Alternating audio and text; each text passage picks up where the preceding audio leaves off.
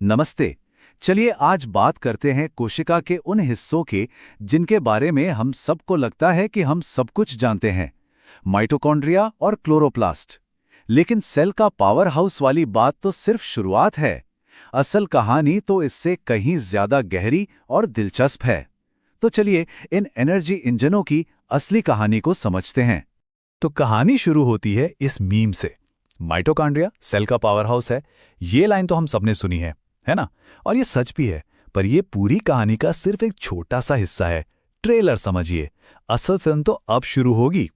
हमारी किताबों में माइटोकॉन्ड्रिया को अक्सर एक छोटे से अकेले किडनी बीन जैसा दिखाया जाता है, लेकिन सच्चाई इससे बिल्कुल अलग है। असल में कोशिका के अंदर ये स्थिर नहीं होते। ये एक डायनामिक इंटरकनेक्टेड नेटवर्क की तरह होते हैं, जो लगातार बदलते रहते हैं, एक दूसरे से जुड़ते और अलग होते रहते हैं। जरा इस नंबर को देखिए, 37 ट्रिलियन। ये कोई छोटा मोटा आंकड़ा नहीं है। इंसान के शरीर में लगभग इतनी ही कोशिकाएं होती हैं, और सोचिए इन खरबों कोशिकाओं में से हर एक को अपना काम करने के लिए लगातार एनर्जी चाहिए। यहीं पर हमारे ये छोटे छोटे ऑर्गेनल्स हीरो बनकर आते हैं। अब थोड़ा बेसिक समझ लेते हैं। कोशिकाएं मोटे तौर पर दो तरह की होती हैं, प्रोकैरियोटिक जो बैक्टीरिया जैसे सिंपल जीव होते हैं, और यूकैरियोटिक जिनसे पौधे और जानवर जैसे कॉम्प्लेक्स जीव बने हैं। हमारे आज के हीरो यानी माइटोकॉन्ड्रिया और क्लोरोप्लास्ट इन्हीं यूकैरियोटिक कोशिकाओं में पाए जाते हैं। तो चलिए पहले हमारे पावर हाउस की दोबारा कल्पना करते हैं। जरा माइटोकॉन्ड्रियन के डिजाइन को करीब से देखते हैं, क्योंकि इसकी बनावट ही इसकी असली ताकत है। माइटोकॉन्ड्रियन के बाहर दो झिल्लियां या मेम्ब्रेन होती हैं, एक बाहरी और एक भीतरी। भीतरी मेम्ब्रेन अंदर की तरफ बहुत ज्यादा मुड़ी हुई होती है, और इन मोड़ों को कहते हैं क्रिस्टे। इन फोल्ड्स के अंदर एक जेल जैसा सब्सटेंस होता है जिसे मैट्रिक्स कहते हैं।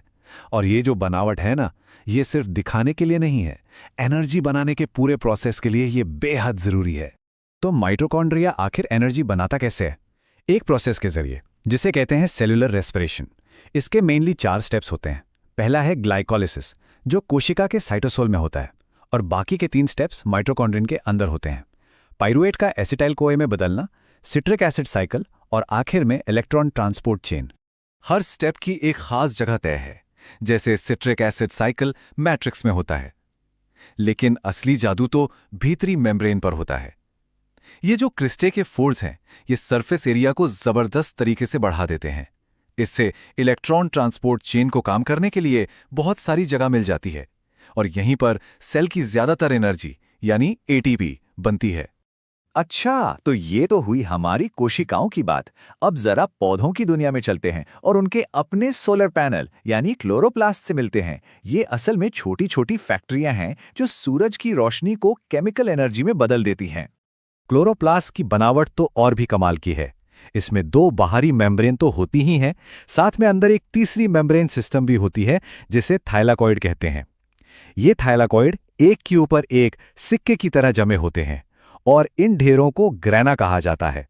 क्लोरोप्लास्ट जो प्रोसेस करता है उसे फोटोसिंथेसिस कहते हैं। इसमें भी 2 मेन फेज होते हैं। पहला, लाइट पर निर्भर रहने वाले रिएक्शंस, जिसमें सूरज की रोशनी को कैप्चर किया जाता है, और दूसरा कार्बन फिक्सेशन रिएक्शंस, जिसमें उस कैप्चर की हुई एनर्जी से शुगर बनाया जाता है। और यहां भी बनावट और काम का सीधा कनेक्शन है। लाइट को कैप्चर करने वाले रिएक्शंस थाइलाकॉइड मेम्ब्रेन में होते हैं। फिर उस एनर्जी का इस्तेमाल करके मेम्ब्रेन के बाहर जो लिक्विड होता है यानी स्ट्रोमा, वहां कार्बन डाइऑक्साइड से शुगर बनाया जाता है। तो अब जब हम दोनों को समझ चुके हैं, चलिए देखते हैं कि ये एक दूसरे से कितने अलग हैं और कितने एक जैसे।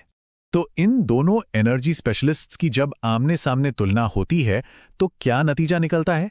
तो देखिए, माइटोकॉन्ड्रिया का काम है ग्लूकोज को तोड़कर एनर्जी रिलीज करना, और ये पौधों और जानवरों मतलब सभी यूकैरियोटिक कोशिकाओं में मिलता है। वहीं दूसरी तरफ क्लोरोप्लास्ट का काम है लाइट एनर्जी से ग्लूकोज बनाना, और ये सिर्फ पौधों और कुछ दूसरे जीवों में ही होता है। मतलब एक एनर्जी को खर्च करता है तो दूसरा उसे बनाता है। कमाल की बात तो यह है कि एक का आउटपुट दूसरे का इनपुट है। जिंदगी का एक खूबसूरत साइकिल है ना? लेकिन रुकिए, कहानी यहीं खत्म नहीं होती।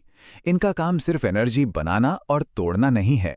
असल में ये ऑर्गेनेल कोशिका के अंदर बहुत कुछ और भी करते हैं, जो इन्हें और भी जरूरी बना देता है। जैसे कि माइटोकॉन्ड्रिया ये सेल डिवीजन को रेगुलेट करने में मदद करता है। सेल सिग्नलिंग के लिए कैल्शियम आयंस को स्टोर करता है। यहाँ तक कि हमारे शरीर में गर्मी पैदा करने में भी इसका हाथ है।